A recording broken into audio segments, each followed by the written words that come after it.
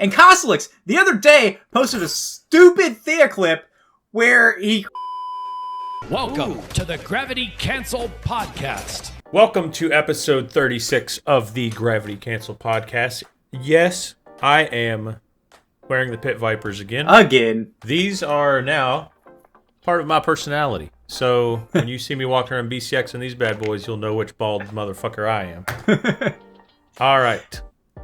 Well, have you worn them to the beach yet? I have. Well, I wore the smaller ones, so I accidentally ordered the small versions, which is what I wore in the last one, and now these are the double wides. Oh, so yes, no. they are quite larger, but the smaller ones I did take to the beach and wear. I feel like you have to have a good old beach day once you get those. Yeah, I immediately went to the beach. And it's so weird. Speaking of bright, pretty things like the beach, my room setup right now, I have blackout curtains to go on this window, but they're just such a pain in the ass to put up. And it's so weird seeing me record with like all this natural lighting, because usually I'm the one with the light show in the background. Yeah, and we've these last two we've recorded during the daytime, which is a bit weird for us too. Yep, that is also a bit weird. Anywho, today I got some. We're talking about the reproductive system of orcs in Warhammer 40k all over again. No, we're not. There will be minimal Warhammer discussion, although I did make my first big boy purchase. Well, sort of big boy purchase.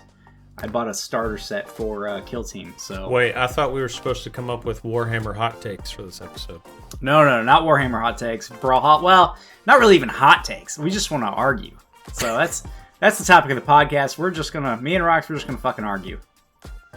All right. Well, you came with a couple things plus a little bit of news to go over first before we get to the fun bit.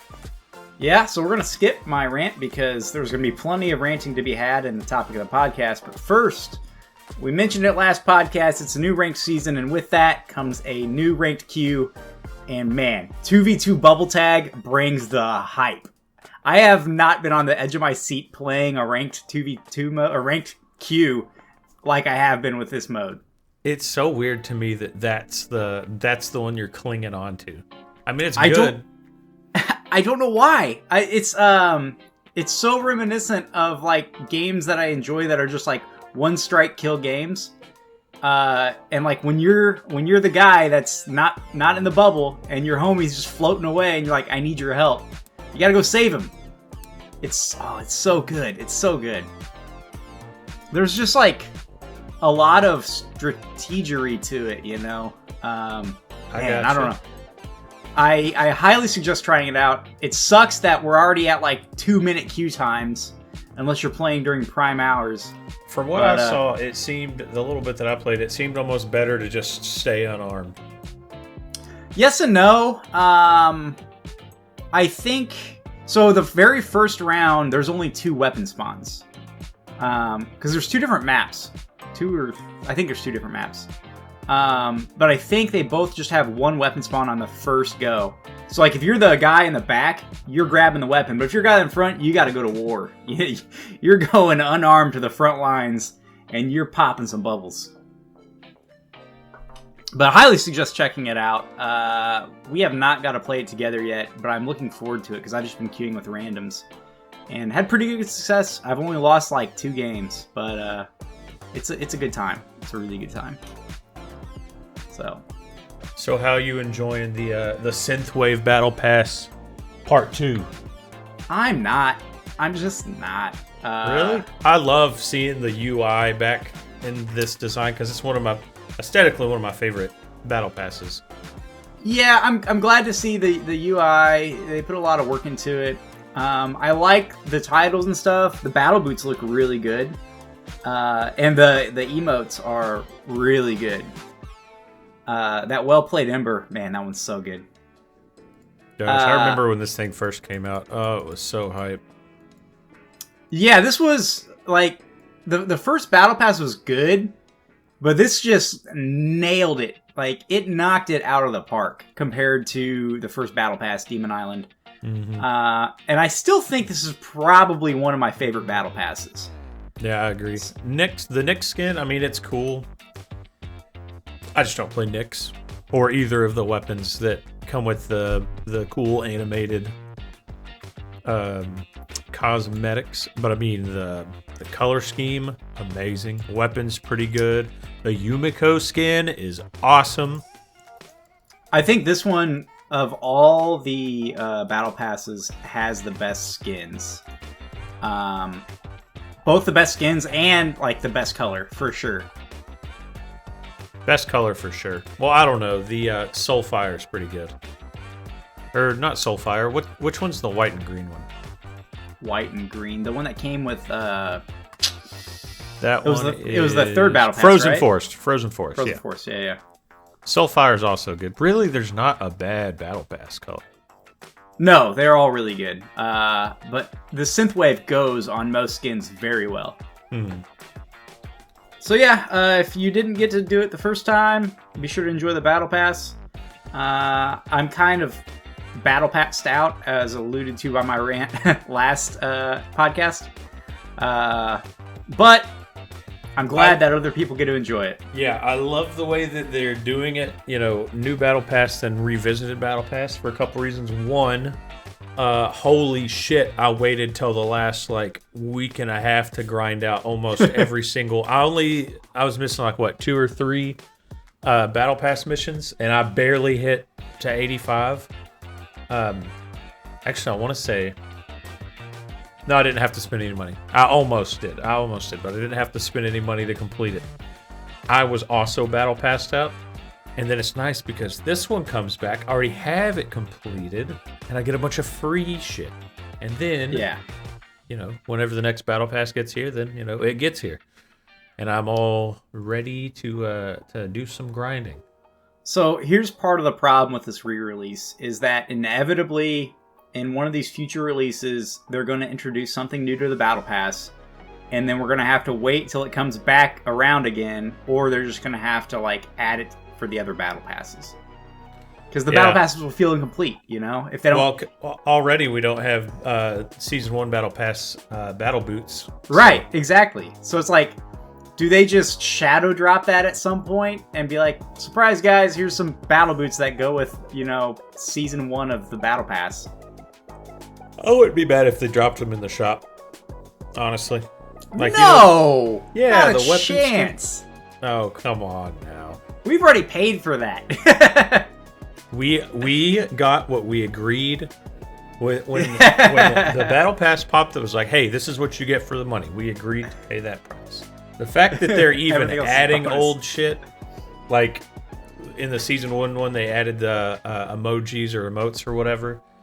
They didn't have to do that, but they did because they're amazing game devs. This is going to be some good arguments going on later, man. I mean, just toss them in the item skins. When was the last time we had the just item skin page updated?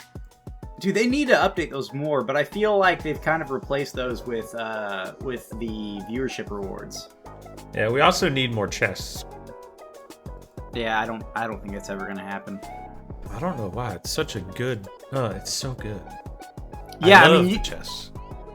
So people complain about like how some legends aren't getting battle pass skins. Like that'd be the perfect thing to do is just take a battle pass theme, make it into a chest, and release 3 new skins for legends that didn't get a battle pass skin. That's a good idea. So yeah, be sure to support BMG and buy the Synthwave Reloaded Battle Pass. If you already bought it, you get some freebies, and try to complete it again to get that completionist avatar. Now, you've got these balance updates here. I don't know anything about these balance updates, and it looks like they just tackled some of the lesser played legends. Yeah, so I didn't really want to discuss each of the updates or balance changes individually. There was just some unique things that stuck out to me. First of all, Sentinel's side sig on Katars got buffed, and it got like a hitbox change buff. It is huge. Disgusting now. It's really good. But he needed that, I feel. Yeah.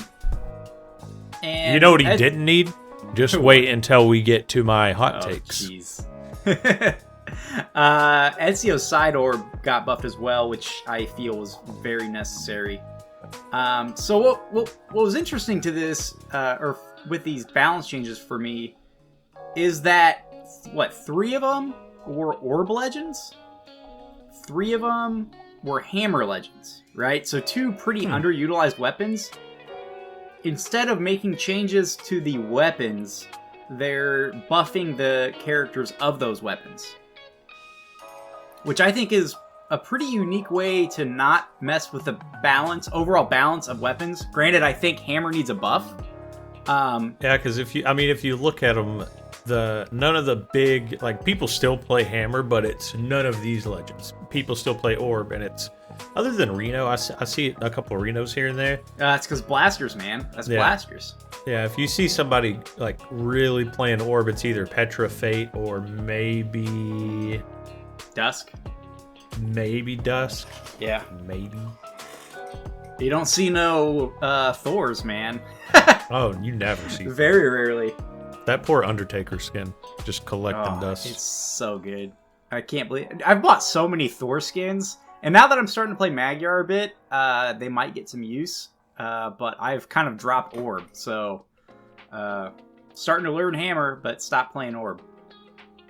But yeah, I didn't really want to discuss those too in depth. I just thought it was interesting that instead of changing the overall meta of the game, they're focusing on lesser used legends of weapons instead of buffing and or nerfing those weapons. So I think it's a good medium to balance between. We got some graduated test features. So Vector not only had a change to his down rocket lance, but I guess that's the only change. I guess it's not necessarily a buff or a nerf. So they changed it to where it does he transforms into the jet and then he shoots a couple of missiles, a couple projectiles.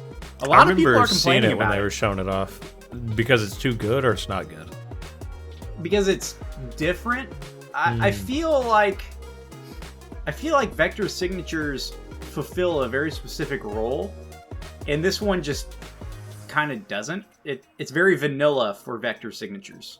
I get Even though it looks really cool, but it doesn't really do anything that it needs to do. I got you.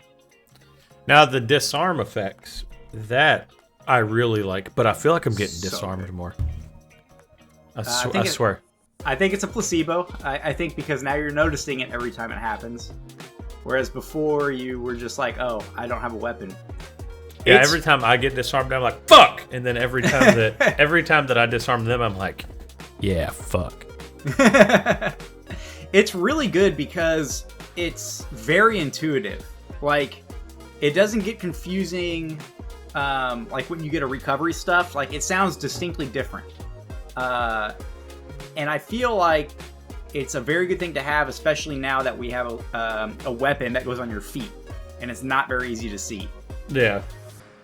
Yeah, because that's one thing that I remember complaining about when Boots first got here was you can't tell when you're disarmed half the time or whenever you disarm somebody. Yeah, it especially like if they get disarmed while they're off screen or like at the edge of the screen, you're like, are they coming back at me with boots or do they have nothing? Mm-hmm. So I'm glad that got implemented. I was praising it a lot whenever they had it in test features. And they really didn't change anything. They just rolled it straight into the live queues. So new test features: ledge, cancel, dash, always, give, forward, dash, even. I don't even know what that means. So ledge, dash, cancel, or cancel dash is like whenever you jump at the height of a ledge and then you immediately dash, and it like instead of dodging, you'll dash on the ledge. It's a more of an advanced movement technique, I guess. I don't really understand the change. I don't understand why you would always want to forward dash when changing directions. Because I rarely use these, and when I do, it's unintentional. But the second bullet point of their change kind of humored me. It says, ledge cancel dashes are both easier to perform and harder to do accidentally. Did they have the question mark on there too? No, I put that on there. I'm like, wait. So it's easier to do, but you probably won't do it accidentally? I'm gonna do it accidentally all the time now. I accidentally did it before, so I don't know. Try it out if you're an experimental. I guess I'll play around with it. I haven't been playing experimental very much. I've been kind of on a ranked kick, which is odd for me because I kind of Fuck just ranked. live in. I live and die in experimental, just because I enjoy the both stomping on people and like getting stomped on. Last thing for news, we got DreamHack Dallas coming up June 2nd through the 4th. And Rox, I wish you would come out here for this because Are you going? a 2v2 partner. Yes, I'm going. Fuck yeah. Get Cobalt. Cobalt said that he's got some anime con going on the same weekend. What a fucking Chad. Yeah, Chad? We're like Yes. a weeb. No, that's fucking awesome. Passing up on some quality Brawlhalla time for some anime con. So yeah, I need a 2v2 partner. So if you're out there and you're like, I want to go to DreamHack Dallas, but I don't have a 2v2 partner, hit me up. Because I need a 2v2 partner. Nova's not going. Rox isn't going. Cobalt doesn't want to play with me. I need a 2v2 partner. So I'll be playing on 1v1s and 2v2s. They don't have the schedule released yet, but I think all the tournaments start Friday, carry on through Saturday, and then grand finals, or top 8 is Sunday for all the big games. So check this out, dude. Brawlhalla is just stomping on people and flashing that cash, man. $90,000 prize pool. Guess how much, for the fighting games, guess how much BMG is contributing to Brawlhalla? You said it's $90,000? $90,000 total for all one. I'm going to say 75K. There's 10 different brackets for this. And Brawlhalla is contributing $70,000 between singles and doubles. Oh my god. Next highest, Smash Ultimate, singles and doubles. Singles at 5,000 and doubles at 1,000. Melee, singles, doubles, 3,000 and 1,000 respectively. Tekken 7, the probably largest fighting game right now, $2,000. It's pathetic, man. Oof. Absolutely pathetic. And there's no Street Fighter to be seen, given that Street Fighter 6 comes out that week. So That no Street Ubisoft Fighter. money, baby! Yeah, but guess what, man? I didn't What? put this on there. BMG, Brawlhalla, they have been dethroned as the top-paying prize pool of the fighting games. Street Fighter 6 this year, for first year of Street Fighter 6, or Capcom for the first year of Street Fighter 6, $2 million prize pool.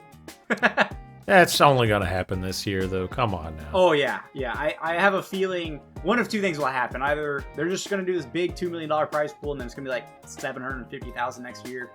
Or BMG is going to flash that cash and be like $2.5 million in 2024. $20 million. $20 million. We are single-handedly retiring some 17-year-olds. Yeah, so, man, Brawlhalla just coming at it. Another big LAN event. I'm excited to actually meet some people because I have not met any Brawlhalla players in the flesh. So it'll be really cool to. Wait till you find out they're all 14. Yeah, I know. I was like, how can I connect with these people? Like, you can't go have a drink at the bar. Like, so what are you struggling with? Do you need some help with your chemistry homework? That's I have a like chemistry degree. that's like oh god. There's a bar outside of the Cobb Galleria. I remember telling this story, but it was just me and I went in to grab a beer. Just sat at the bar alone. And there was somebody's dad. I can't remember what his gamer tag was, but it was just this most like super white suburban, cookout, grill out on the weekends kind of dad. And he's just watching Dark Ghoul goof off and buy a bunch of people shots at like 3 p.m. because Dark Ghoul's not allowed to go into the Galleria. And it was just the craziest thing. And I remember him saying, "Oh yeah, you playing?" And I was like, "Yeah." And he goes, "Yeah, my son's playing. His name's like Ooh Woo Teddy Bear or something like that." And I was like, "Oh Jesus Christ!" Ugh. Yeah, I'm looking forward to a similar experience. But man, Dallas is so cool. I'm excited to go back to the city and see it. And it just helps that I get to play Brawlhalla, at a LAN. Get those LAN nerves out of the way. I can't wait to roll up to the first station with my stupid fight stick with Arcadia on it. All right, I'm starting to yawn. I'm ready to fucking get mad about something.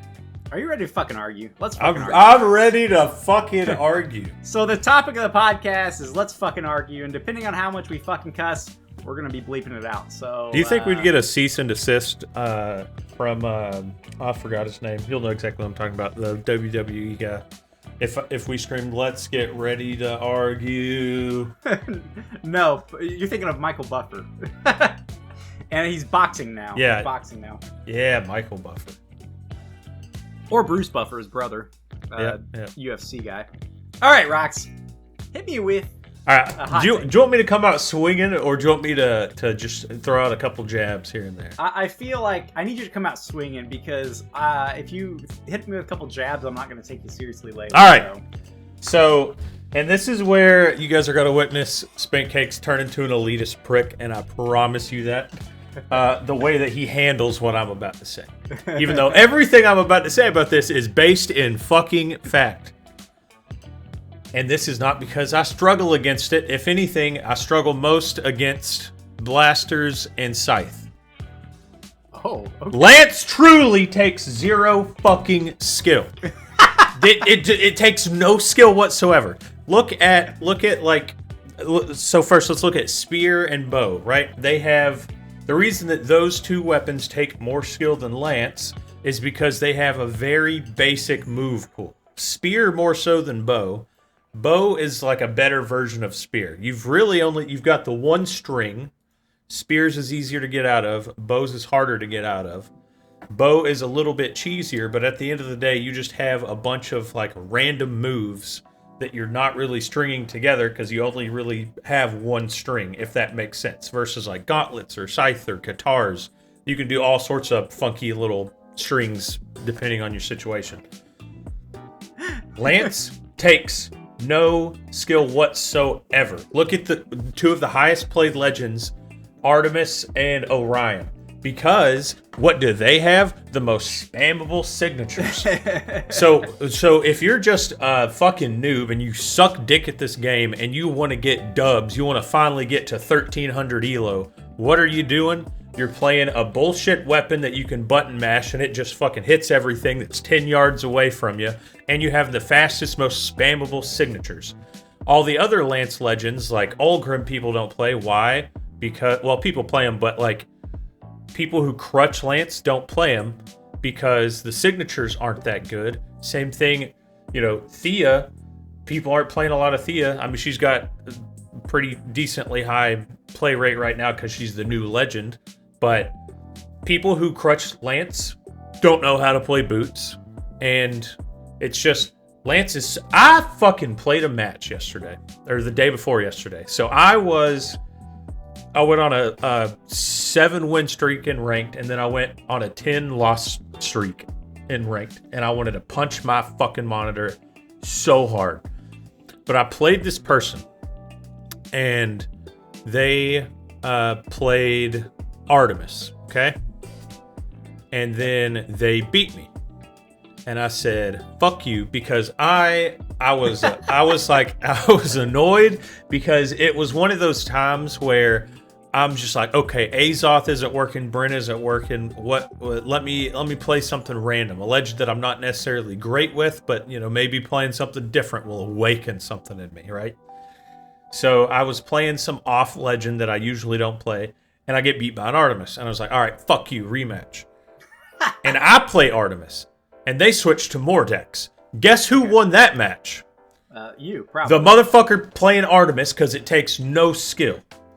And then we both play Artemis in the third round, and guess who won? Me, because I was the better player, and we were both using cheese bullshit.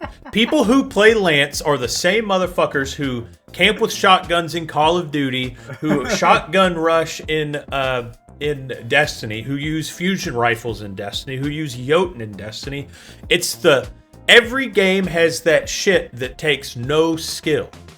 The shit that takes skill is you've got a sniper, you've got a decent AR, or you've got a hand cannon in Destiny. Stuff that takes shoot skill. Versus the Jotun, you stare at somebody, you aim down sights, you hold the trigger for 3 seconds, and then suddenly an instant death fireball that tracks a motherfucker launches across the map. Does that take more skill, or sniping, or having a hand cannon that 3 taps people and you have to kill 6 guys before they kill you? Shit in video games, there's cheesy shit, and Lance is the cheesy shit in this game. What it needs is completely reworked, because it's too fucking big, way too big. It out-prioritizes mostly everything. It outranges mostly everything. The only thing you can really do is attack from straight above. And like I said, I don't really struggle with it as much because all I do is attack with down airs. Every time I approach a motherfucker, jump, down air. Whether it's axe or gauntlets. And that usually beats Lance. But it's just such a bullshit weapon. What they should have done is, and here's another hot take of mine, and I'm going to save this. Whenever Onyx came out, like 2 months before Onyx came out, they took Canon and completely reworked it through an experimental. And then as soon as it was polished and came out, a little bit later, Onyx comes out to highlight the new reworked Canon. They should have done that with Thea, because Lance is such a piece of shit weapon. Oh my god, how did this weapon get through testing? I don't know. It's fucking stupid. And it's so cheesy. And I know it's true because every time I rage pick Artemis, I have a 9 out of 10 chance of winning just because I'm like, oh, let's down sig on the edge of the map. Oh, you tried to attack me wrong. I dashed backwards and just side sigged with Lance because it hits you at 1,000,000 miles an hour and you can't react. It's bullshit. It's stupid. And it's the cheese weapon. I don't care if you're going to say, oh, well, only gold struggle with it or only platinum struggle with it. That's 90% of the fucking community can't get out of gold, bro. So if everybody's struggling against it, or mostly everybody, guess what you should do?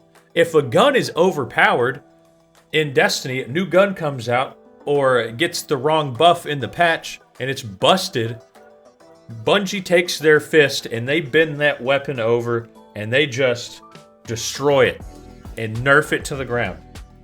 It's the cheese weapon. No matter what you say, it's the cheese weapon. That's the end of the story. There's no skill. It's just cheese.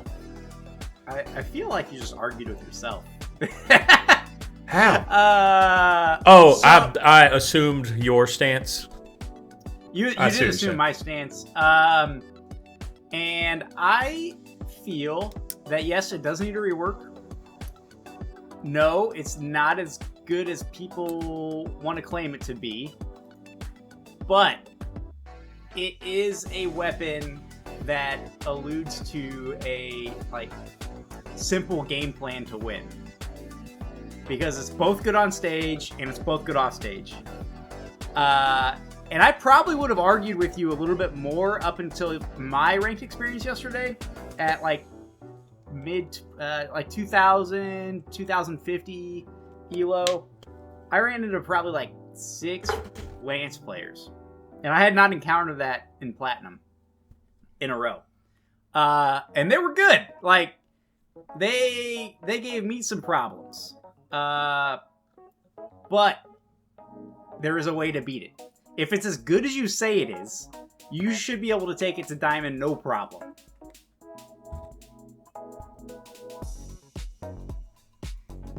So take it to Diamond, Rox. Take it to Diamond. All right. I will. If you can take that to Diamond, I will admit that it is a broken weapon. All right, I'm doing it with Ulgrim. You have a good shot. You have a good shot because Axe is just about as brain dead as Lance. Oh no! Wait, what month is St. Patrick's Day in? Have we passed that already? Yeah, we've already passed. I can't play with an ugly ass Ulgrim skin. Get the Macho Man skin; it's faster. No, everyone has the Macho Man skin, bro. Macho Man makes you go faster. I'll figure it out. Red Macho Man makes you go extra fast. All right, hit me with. You said no Warhammer, bro. Okay, so I'm gonna keep on the theme of weapons here, and I'm gonna make a bold claim. It's not the most balanced, but Scythe is one of the most balanced weapons in the game. I would probably say second most balanced weapon in the game. Because it has a higher skill floor than most weapons, and if you haven't put the time in, you're gonna suck ass with it. It's complete garbage if you don't know what you're doing, but if you know what you're doing, it's pretty good as long as your opponent also doesn't know what they're doing. It's a balanced weapon. By all means. So, I'm going to stop you right there. I agree that it is designed well with the skill ceiling because it truly is fucking useless if you don't know what you're doing with it. Anybody can pick up a controller and kind of figure out sword or spear or gauntlets just out the gate. Never playing this game before. They make sense. Scythe, absolutely not. Makes no sense to someone who doesn't know what they're doing with it. Balanced wise, I don't feel it. The reason that it is such an outlier is that there are really no other weapons with such a skill ceiling. Bullshit.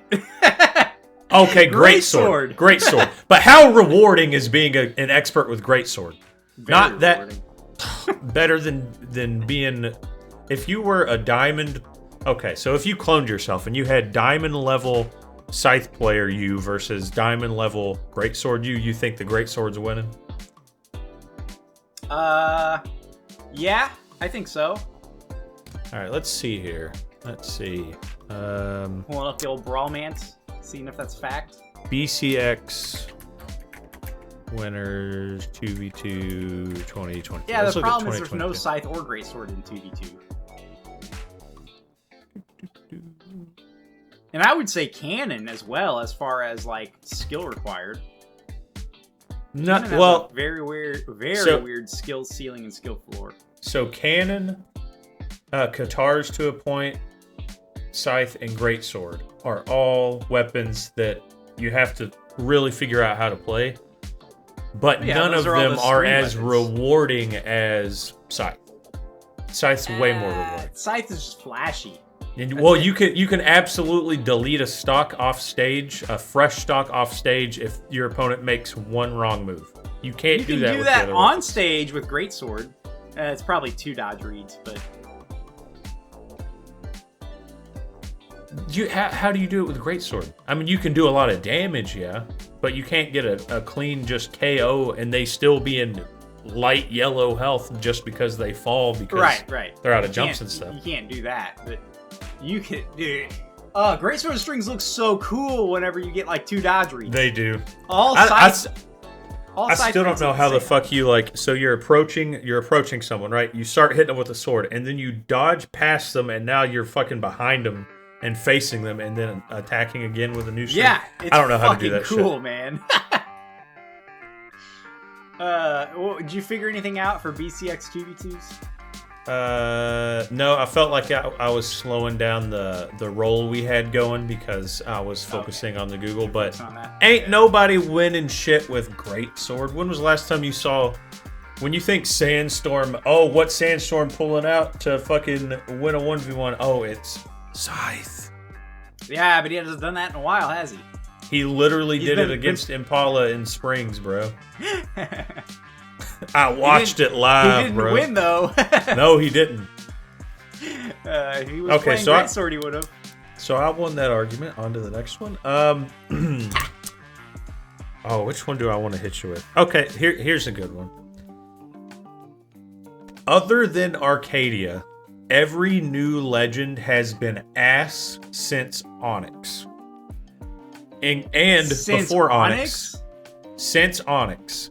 And that also includes before Onyx, Volkov, and Vector. So let me just start. We'll go backwards. Thea, decent. She's not anything crazy. I mean, she's a little spammable, but she has no defense. And it's like she's hitting you with marshmallows. So, nothing crazy there. Thea, not Thea, Shell, and I don't even remember. Tezca. I always forget Tezca's name because I only see Shell because I have the Shell skin. The only thing that was all that great when those came out is the signatures were a little busted, which they got nerfed.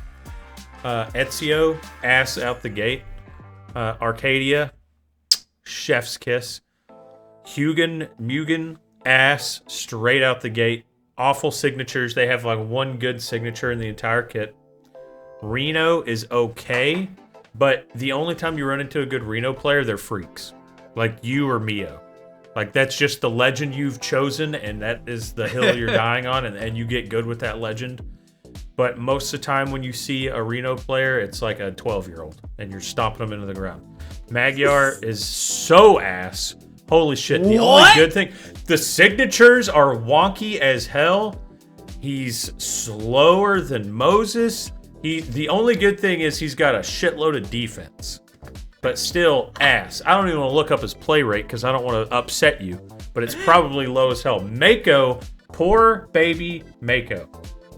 Two really hard weapons for people to play. People don't want to play Katars or Greatsword, especially since right before she came out, Greatsword got gutted. Jae-yoon was only good because Greatsword came out the gate busted as hell. It wasn't the signatures. It wasn't the fact that he had a sword. It's just Greatsword was super busted. Onyx came out. Onyx also, chef's kiss. Volkov, ass. Vector, double ass. They are still trying to fix this fucking legend. And then, of course, Petra, amazing. Thor, we won't talk about that. Fate, amazing. Dusk, amazing. Rayman, Zariel, Lin Fei, all amazing. But something happened after Petra that everything's ass now. Everything. All right, so this is a tough one because I am extremely biased for Greatsword Legends. I won't argue that Arcadia is probably the best legend since. Arcadia is the best legend since. I'm not gonna say Yumiko because that's too biased. That is how good Arcadia is. I didn't even group her in with the Greatswords. Dude, Arcadia might be the best legend in the game. I'm saying! Arcadia is amazing. Man. I don't see another legend on here that I think is more fun than Arcadia. Okay. Thea's cool just because she's first Boots legend. Signatures are okay. I think she just came out too balanced. Yeah. When something new comes out, it needs to be kind of game breaking to where everyone wants to play. Right. I agree. Tezca. Tezca's Tezca. I think Tezca's cool aesthetically. I think you mean Shell. Or Shell, whatever you want to call him. Ezio was a panic release, and I agree, was not a good move. But man, I don't know. I have to say, Magyar is a cool legend. Magyar is a cool legend with good usable signatures that a lot of other, outside of Arcadia, Jae-yoon and Mako don't have great signatures. I'll give you Magyar. But just look at whenever you see, the finals, the top 16 in tournament play. You don't see Vectors, you don't see Volkovs. You'll see a couple Onyxes. You might see a Jae-yoon. No Makos, no Magyar, definitely no Renos. Definitely no Bird Girls. No Ezio. Maybe Battle Boots occasionally, but usually but you go back further and you also don't see anyone that wasn't prior to pre-release or in the beta or alpha or anything. A lot of the finals are people that are legends that were in the alphas and betas. You don't see Sidras very often. You don't see Zols. Well, Kaya's a given now. You don't see Isaiah's. You don't see any. Actually, you see all three of those specifically. You definitely don't see Isaiah's or Jiro's or Lin Fei's, but you do occasionally see Sidra. Sidra popped up a while ago. I want to say it was Boom. He played Sidra for a bit.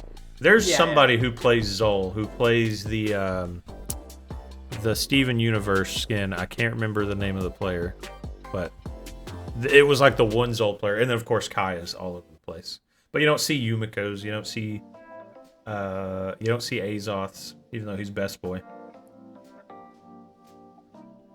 Bone Daddy. I don't know, man. I think there's a couple of hidden gems in the last, so that's the last 3 years, right?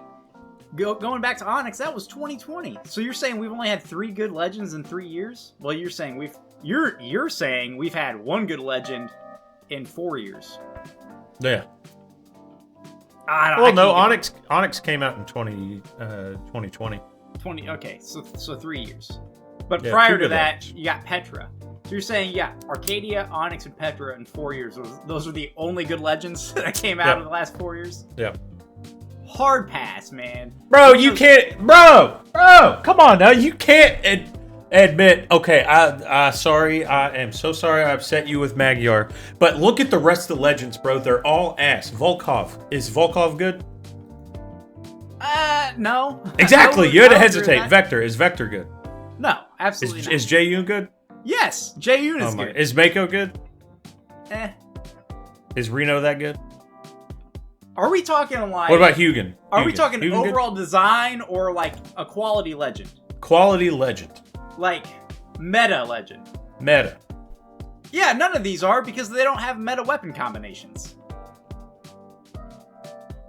So Not what even are Arcadia. So what are the meta weapons? Right now? Blasters? Reno has blasters. Gauntlets? Why isn't he meta? Man, has it really been that long since... Well, I guess Tezca, but Gauntlets? Tezca's too new. Yeah, is Tezca meta? No. No, because boots aren't meta yet. I don't know, man. I'm gonna bite my tongue on this one.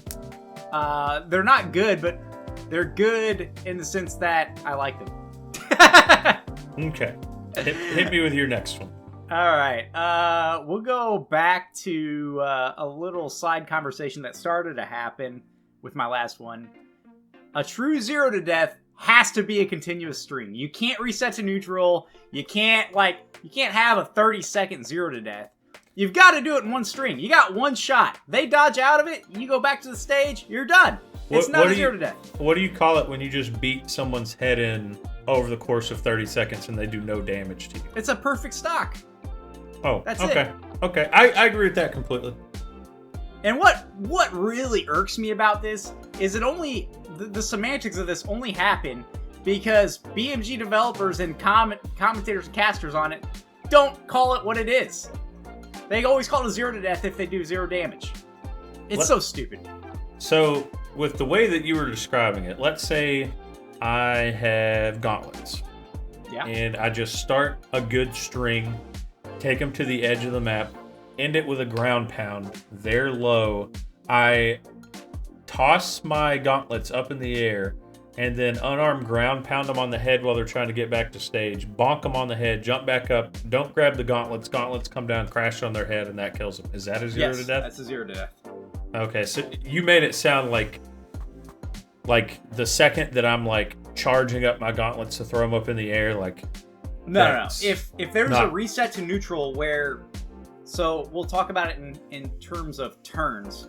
If there's a reset to neutral where the opponent has a chance to act without your pressure, where they can choose to how they want to approach, and they're not at the will of what you're doing, it's no longer a 0 to death. okay. If you have complete control over them, and like they dodge in and you catch them on it, 0 to death. But if there's a reset and they can act on their own will without reacting to what you're doing, it's not a 0 to death. Okay. I thought that was gonna be a hard argument for you because we've kind of talked about it in the past. No, I agree with that one actually. All right, I appreciate it. And Koslix the other day posted a stupid Thea clip where he called it a 0 to death and he had like 3 resets to neutral. Get out of here, kid. That ain't a 0 to death. Ugh. Don't make me release the video of you getting dunked on by Koslix. Because I will do it. Didn't hit me with a 0 to death. All right, so here's my next one. It's a little bit more playful, I guess. Volkov was an awful pick for the last Battle Pass final skin. What do you have Tier against Volkov? It's a stupid skin, bro. It looks too close to the normal Volkov skin. I'm sitting here flipping them back and forth. Same face, same eyebrows even. They just made his ears bigger, gave him horns. His hair's the same, and they changed his outfit a little bit. It's a cool skin. It's not tier 85. You know who should have been tier 85? Actually, I'll hold that for just a second. We just had a perfect battle pass for that skin, and that's the oh gosh, what's it called? The Coat of Lions one. The one that was all about the monster hunters, and it had the Diana skin at the end. Yeah. It should have been mixed in with those because it fits the theme perfectly. Do you know how many times people play D&D and they're like, "Oh, the big bad evil guy's a vampire"? No. You know what they should have used? They should have used... Wait! Hold up! Yes! The big bad evil guy is a vampire because Castle Ravenloft is like one of the most important D&D portions. No, it's liches, bro. It should have been Azoth. Azoth would have been a way cooler tier 85 skin. And it would have fit way better. Way better, bro. A lich beats the shit out of a vampire any day of the week, bro. Okay. Way cooler theme. Way cooler lore. Looks cooler. Has cooler abilities. Come on now. Azoth would have been the perfect tier 85 skin for this. I can't get behind saying that the tier 85 Infernal Warlock Volkov is the same as base Volkov with different eyebrows, a slightly different outfit. No, it's the same eyebrows, bro. It's the same eyebrows. Look at him. Okay. Same exact smile and everything. Frown, I guess. Not really. He's kind of smiling in Eternal Volkov. What are you talking about? Oh my god, are you on drugs? Are you going in between regular Volkov and non-Volkov? No, I'm on the brawlhalla.fandom.com/wiki/Infernal Warlock Volkov. All right, player. Well, I'm in the game, so let me just show you this. Oh, hold on. The lock-in animation, he's definitely smiling. You see these right here? That's the same fucking face, same eyes, and everything, bro. It's just a boring skin. Volkov didn't deserve. Given that, I kind of see what you're saying, but to be fair, it looks like Volkov a progression skins are just different, like, multiverse versions of Volkov. You got Furry Volkov, aka the Bat. You got Future Volkov, Blue Virus. You've got Past Volkov, the Huntsman. You've got Red Romance Volkov, the fucking suave guy. And they all look different. This looks like if the regular Volkov was level 1 skin, this is the level 3 skin. Okay. I kind of agree with that. I'm not gonna say you're wrong there. And like the whole gimmick of battle passes that I really like is they're not picking people you'd expect to be in a D&D party. You'd expect Jala to get a skin. You'd expect maybe Ragnir, maybe. You'd expect Jiro. You'd expect these like classic warrior tropes to get a battle pass skin, but instead they do Kaya, which does not seem very D&D. Made her a D&D skin. Sidra. And it's just like, it all goes so well together, and then you've just got boring-ass Volkov as the big bad evil guy when you could have used Azoth. Also, they didn't use... Zol would have been a good one. I mean, come on now. So many options. I kind of agree. I don't know. I like the skin. The animations for signatures are good. It's not great. Overall, this last battle pass was just kind of I was excited about it, but overall, I think it was just an okay battle pass. So I'm gonna have to disagree with you there because super interesting emotes. I can't ever remember what to call these things anymore. What are we calling them now? I think they're still emotes, and I think the other things are emojis. They're really too close together. Cool emojis, cool emotes, cool skins. cool color scheme. It's one of those color schemes that like you really have to like find the right legend for it. You know, like I mean, look at like the synthwave one looks good on anybody, but this one you really have to find like the perfect skin for it. Yeah, I think our tunes have changed on this because at first I was very excited about this and you were very about it. And now I'm very about it and you're pretty stoked about it. So, and like the KO effect, everything's cool. Like I like it. The one that I didn't like was the I'll tell you what about the emotes though that has made the game better for me is the dice roll emote. I feel like we're rolling for like if you get one guy that does it at the beginning of the match and then you roll for initiative and whoever rolls higher gets to pick up the first weapon. That's my favorite thing ever, and It's happened to me like 4 times already. That one and the well. Yeah, the well. Just because it's the perfect one to end a match with.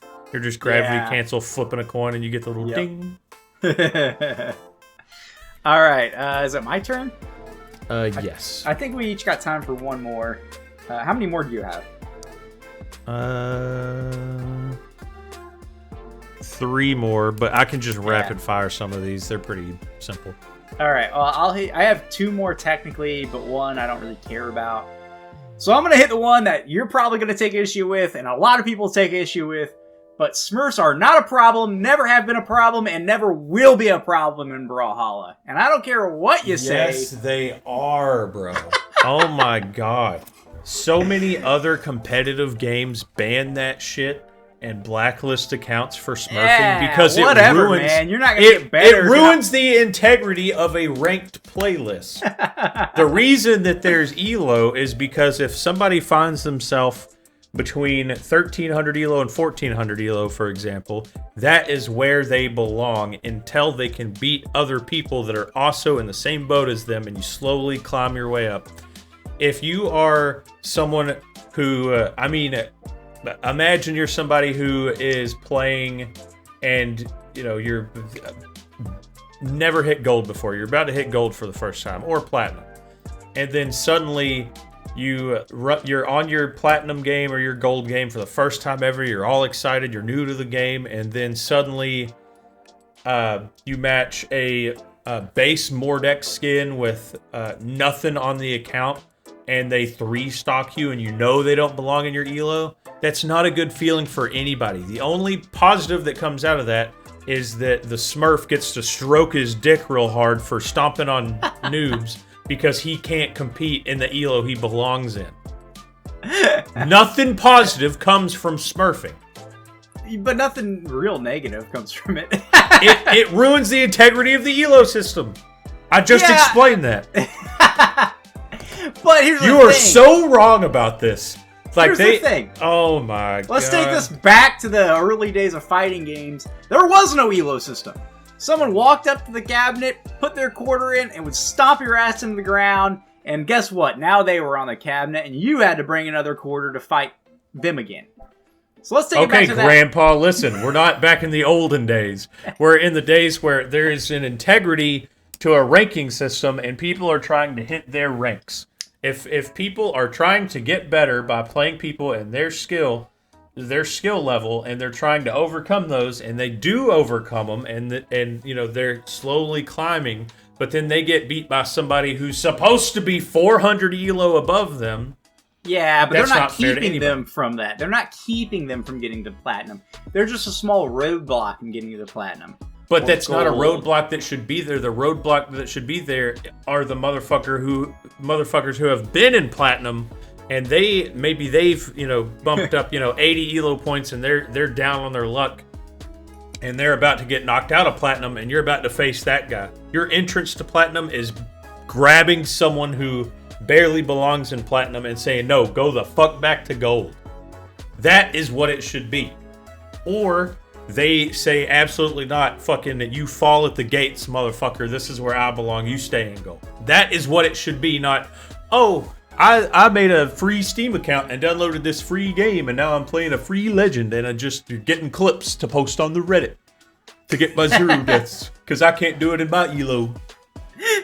Dude, Fuck out of here, bro. You are encounter- so wrong on this one.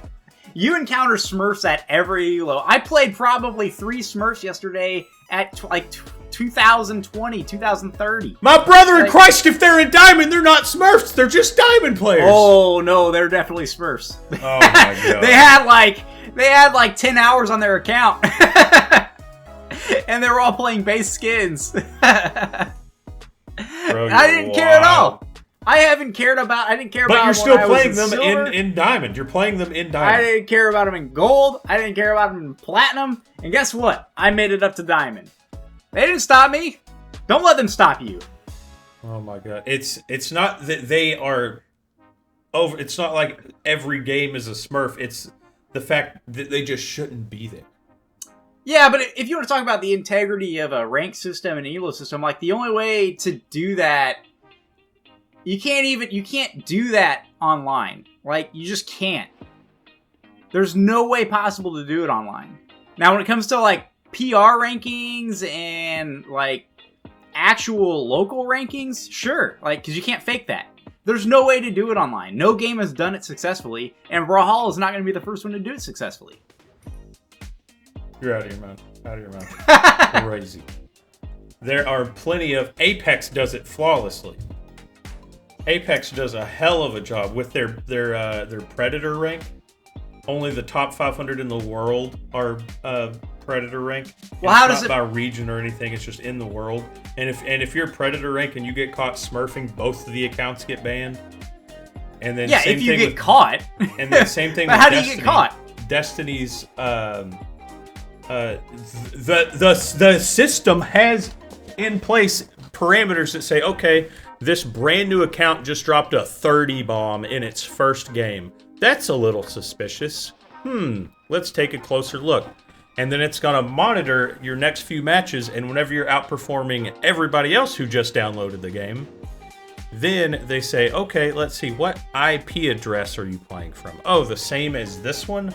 All right, that's a Smurf ban.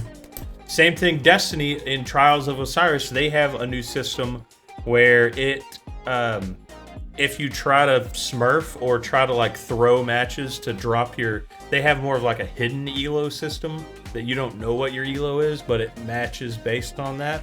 If you try to throw matches and you throw 20 matches and play like shit, and then go back in, at the normal play that you're at, it'll look at that and be like, okay, this person was obviously just trying to drop their elo back to where you belong. You're going to play the next 10 matches you play are going to be sweaty as ball sacks. Ugh. I will say the worst matchmaking system in the world is performance-based matchmaking, which is right where, like, if you, let's say you're, I don't know, something simple like Call of Duty. You go and just play regular team deathmatch or something. If you have a really good game, it doesn't say, oh, this guy had a really good game this one time. It doesn't look at your last week of you playing and say, okay, you did really good that time. All right, now you're going to get shit on. Here's people double your skill. Yeah. Performance-based matchmaking is whack. It's worse. But it's worse than anything. It fixes the Smurf problem. But that's in casual else. playlist. That's in casual playlists. I don't care if I run into a Smurf in Strikeout or Experimental. People only Smurf in Ranked. No. I guess people do Smurf and like other stuff, but it's not really a problem. Because because you can, it's completely random matchmaking. I can match someone who just started playing the game in Experimental and the next match run into Boomy. That's just how the matchmaking works in non-ranked. But part of my problem with it is that people act like it's such a widespread issue that it impacts their ability to progress and advance, but also act like just because like they get stomped by someone with 1,500 hours of experience and automatically blame the game and say they're playing a Smurf. Like, no, they're not a Smurf. They're just hard stuck gold. Like, and they have 1,500 hours of experience in gold, where you have 30 hours of experience in gold. There's still no positives to smurfing. I'm not saying there's positives to it. I'm saying the negatives are minuscule. So when something only has negatives but no positives, what does that make it? A negative! You go hop in any fighting game from 2016, 2015, whenever this game actually came out, and you're going to get stomped up and down. Because there's only 10 people playing the game. Right! So that's different. That's so different. Fuck your rank system. Oh my god. All right. To be fair, as I was thinking about this, I was researching it a bit. And, people complain about it in Street Fighter and Tekken as well. I disagree. so I'm going to hit you with this one real quick. Blasters didn't need a buff. They didn't really get much of a buff. I've run into them a ton now. I hate blasters. They drive me more crazy than Lance does. They drive me more crazy than Lance do. They became better because everything else got nerfed that was a problem for it. So that's one quick one. And then I'm going to give you two options for my last one. One, crossovers are healthier for the game than battle passes. And tournament maps suck ass. Okay. I'm not going to argue that crossovers are healthier for the game because, they bring new players in, whereas battle passes only appeal to those that are already playing. So, yes, I would agree that those are better. Better for the game. And tournament maps. And crossovers don't make you play a certain play style to do missions. Right. I don't like battle passes. We've established that. Okay. Tournament maps. You're going to have to elaborate on why. I think I know why you do not like them, but the audience does not. They're all pretty much the same map. They've narrowed it down to, everything is just small map. And the fact that 2v2 maps are the same as the 1v1 maps is insane to me. The 2v2 maps are just so unfun because they're so close together and so many big weapons exist, like Lance and Scythe and Axe and, to a degree, Spear. Just all this big shit. Great sword. And none of it can really shine when you've got just a big cluttered map. And it's just like a mess in twos. But there's so many cool maps that we don't use. Let me... Actually, I think there are ones other than this. But I sent you a couple of them. The Battle Pass Battle Pass maps. Dracula's Castle is a crazy good map. The music is a absolute banger. It has a ceiling, and I think that is so much more interesting than just, okay, this one is small and no platforms. This one's small with one platform. This one's small and two platforms. This one's small and three platforms. That's the options you have. The ceiling up top, you can bounce people off of it, and just, I think different maps just make things way more interesting. Now there's some Sundrive City and World's End that's a little too much for 2v2 or 1v1. They're definitely free for all maps. But Shortwind Fishing Port is awesome. Void Miner from the third Battle Pass, I think it's the one that has the Artemis and Orion. Yeah, it's got the bubble over top of it, and it has soft platforms on the edge. So do you know what I'm talking about? Yeah. And it's just something different, and I just don't understand why we don't use these in tournament play. I just don't get it. So in terms of 1v1s, we'll start there. You can't have ceiling maps or maps that have an additional wall, which map was that? Well, I guess in this case, Sundrive City, because the game's not balanced for it. So you can't put it in a tournament setting to where certain legends might have an advantage based on their ability to cancel an attack that other legends don't have access to, specifically with signatures. Well, what about in competitive shooters? They have a big map pool. Some maps you're better off with a shotgun. And shotguns excel on. Some are more open, not a lot of buildings. You're out in the middle of a field. That's more of a sniper map. So, I'm playing this legend in tournament play. I'm going to try to vote for this map. I'm going to try to get into this map. And then the other team has to have that. Then the other team has to have the game sense that, okay, these guys are playing Scythe, so let's not take it to Sundrive City because that's where they're going to excel at. I'm talking like more like legend specific tech. Like if Dracula's Castle was the map that got put in tournament pool, which legends with signatures are going to have like now a true combo by hitting a signature off the ceiling and then another signature as they're bouncing off? There's probably a couple that would have a true combo off of it. And you may not know that because it's just so obscure. And that just adds more game sense and more tech to the game. Then it just becomes like fighting games only work if everyone has access to the same things at any given time.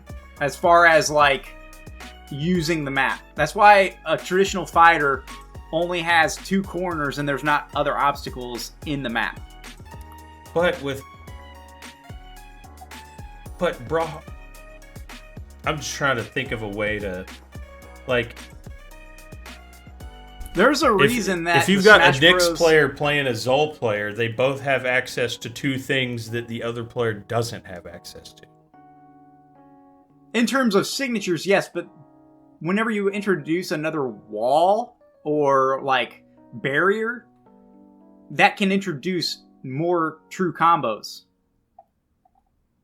I'll tell you what, like, if you clip them and you show it to me, I will agree. All right, I'll try to find some. Because I feel like you're saying like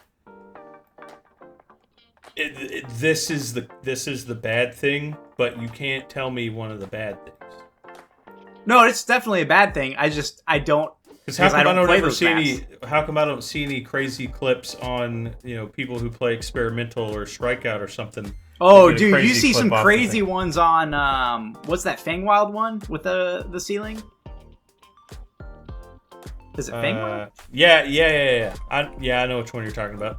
I love that. I love when people use hammer and they slam you up against it and then they ground pound you up into the ceiling and then they recover you back down. Exactly. So now hammer has an advantage and like, okay, sure, you need to know that, so you would have to counter pick and say, okay, my opponent's playing a hammer legend, I'm going to ban that map. But say you don't know that, like, Yumiko, or, well, I guess Yumiko's a hammer legend. Say you don't know that Zol has a true axe combo off of that. So then you should be punished for not having the game sense to know that, bro. No, that's not game sense. Oh my god. There's 50 legends, each with 6 different signatures. Get good. 2v2 on that note. I agree that we should have separate 1v1 and 2v2 maps. I think the reason that they keep the 2v2 maps smaller is so that you don't just go spamming a bunch of attacks without any fear of hitting your teammate, which I think is a very interesting aspect of competitive 2v2. And I don't agree or disagree with it. I actually like the bigger maps for 2v2. But I wish we had separate map pools. I just feel like there's so many, like, Great Hall, Shipwreck Falls. I missed that one. Just so many I don't know why they got. Aren't... I don't know why they got rid of Shipwreck. I don't understand that one because that was a very good map. I just feel like I don't know if we're still in this like phase, but there was a time where you'd be watching a tournament and every single map was small Brawlhalla. Every time they voted, no matter who had the vote, it was always just small Brawlhalla. Dude, so that's not uncommon for any fighting game. Like, that's why on Smash Bros. They always play I don't know what they call it anymore, but they always play Final Destination with no platforms and all that. It's just a flat map. That's why on Street Fighter, they always play on the training map because it's like the best map to play on, even though it's the most boring map to play on. Just because it's always been a certain way doesn't mean it has to be that way. Oh, I agree, but people are always going to play a fighting game in the way that, like, it takes it back down to just the basics.